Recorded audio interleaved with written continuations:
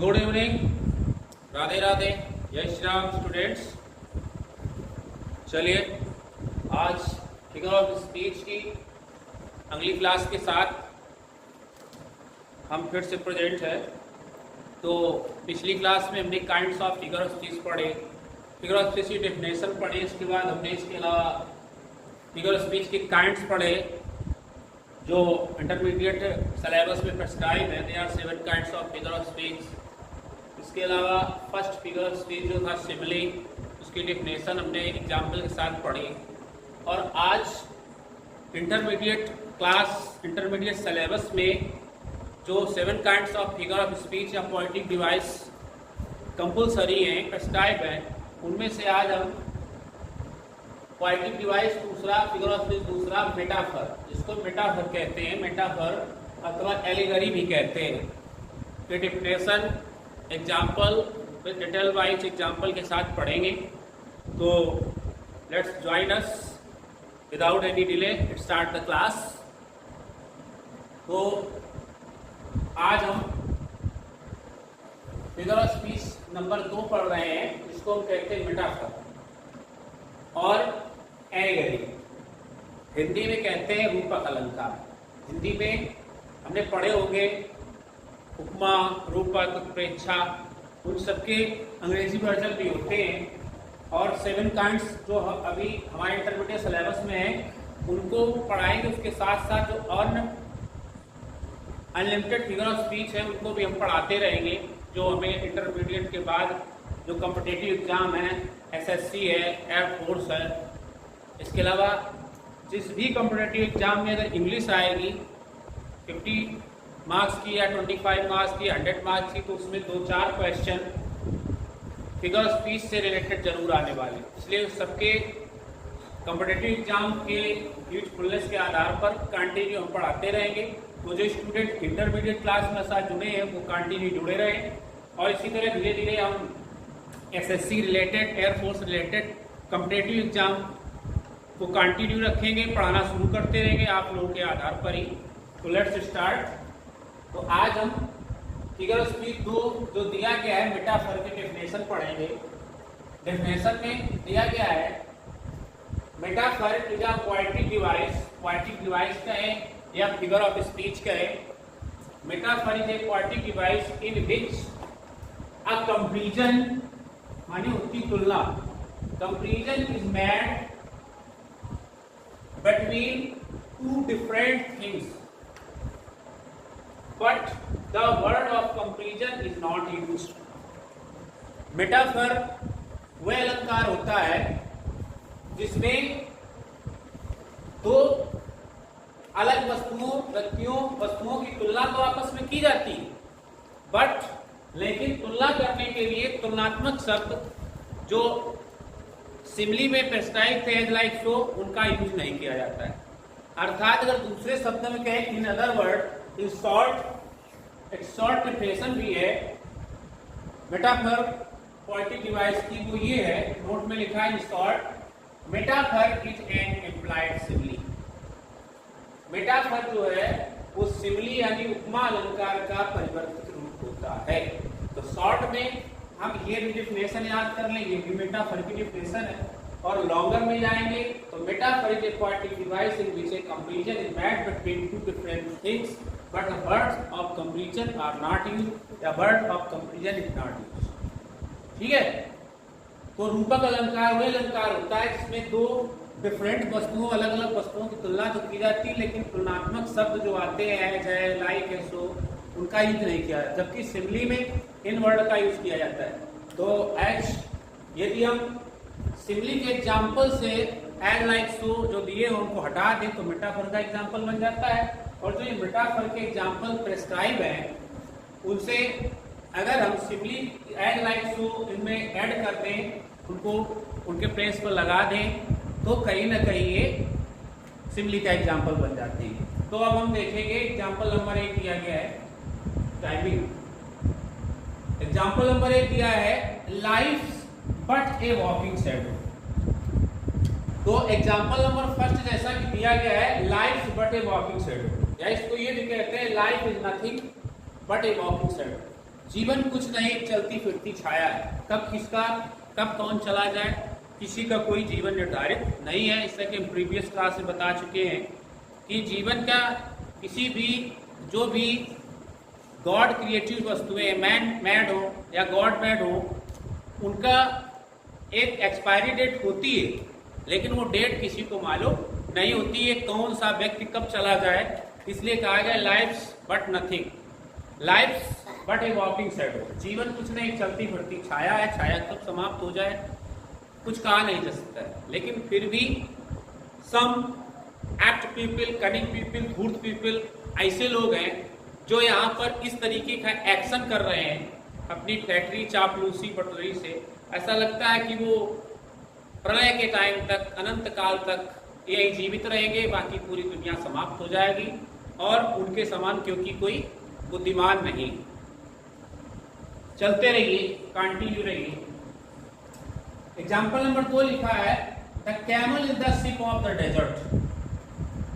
जैसे जो काम सिर्फ समुद्र में कर पाता है, पानी में करता है, दूसरा कोई अनफास्ट या सुपर फास्ट।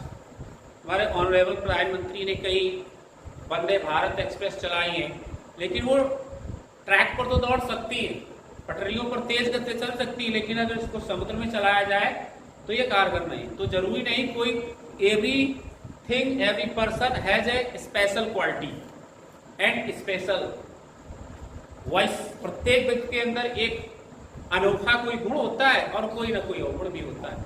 तो वंदे भारत ट्रैक पर तो तेज दौड़ सकती है, लेकिन अगर समुद्र में उतार दिया जाए तो एक भी कदम नहीं बढ़ पाएगा। उसी तरीके से इसमें लिखा है, the camel is the ship of desert. ऊंट रेगिस्तान का जहाज कहा गया है। क्यों कहा गया कि जो शिप सी में काम करता है वही कैमल डेजर्ट में काम करता है। अगर कुछ भी डेजर्ट में, रेगिस्तान में कोई भी वाहन, कोई भी व्हीकल, कोई भी यंत्र, कोई मशीन कारगर नहीं है, वहां सवारी के लिए सबसे उत्तम बेस्ट अगर कोई डिवाइस है, सोर्स है, तो वो है कैमल। कैमल ही वहां चल पाते हैं, तेज गति से चलते, because they have padded feet, क्योंकि उनके गद्दीदार पैर होते हैं। इसलिए कैमल को शिप ऑफ डेजर्ट कहा गया है। ऊंट को रेगिस्तान का जहाज कहा जाता है। एग्जाम्पल नंबर 3 में लिखा है, लाइफ इज ए ड्रीम। जीवन स्वप्न है, सपने की तरह है। जैसे हम रात में सपना देखते हैं कि हमें कोई मार रहा है, कूट रहा है, और अचानक हम जग जाते हैं। थोड़ी देर, 1-2 मिनट हमें फिर भी लगता रहता है कि हमारे साथ कोई वाकई में कोई ट्रू घटना घटित हुई, लेकिन थोड़ी देर बाद हमें सब समझ में आया। उसी तरह लाइफ, जब तक व्यक्ति जीवित है, वास्तव में जब हम अपने को जीवित समझ रहे हैं तो ये हम ड्रीम में, और जब डेथ हो जाती तब वास्तव में व्यक्ति जगता है, तब उसे वास्तविकता। क्योंकि यहाँ ये मटेरियल वर्ल्ड है, भौतिक संसार है। यहाँ आते ही लोग माया जाल में पड़ जाती है, हमारा ये, तुम्हारा ये, हमारी प्रतिष्ठा ये, तुम्हारी प्रतिष्ठा, एक दूसरे को नीचा दिखाने में लगे हुए। लेकिन ये एक सपना है, जब तक चल रहा है कि हमें ये मिल जाए, हमें वो मिल जाए, उनको ये न मिल पाए, हमें ये मिल पाए, इसी में व्यक्ति बना रहता है। और जब कुछ अपने साथ कोई अप्रत्याशित घटना घट जाती तो उसे लगता है कि अरे हम तो बड़े सीधे थे, बड़े सज्जन थे, हमारे साथ ऐसा क्यों हो गया। तो इस एग्जाम्पल है, लाइफ इज ए ड्रीम, जीवन सपना है, जिसे हम सपना देखते हैं, जगते हैं, समाप्त। एग्जाम्पल 4 लिखा है, revenge is a wild justice.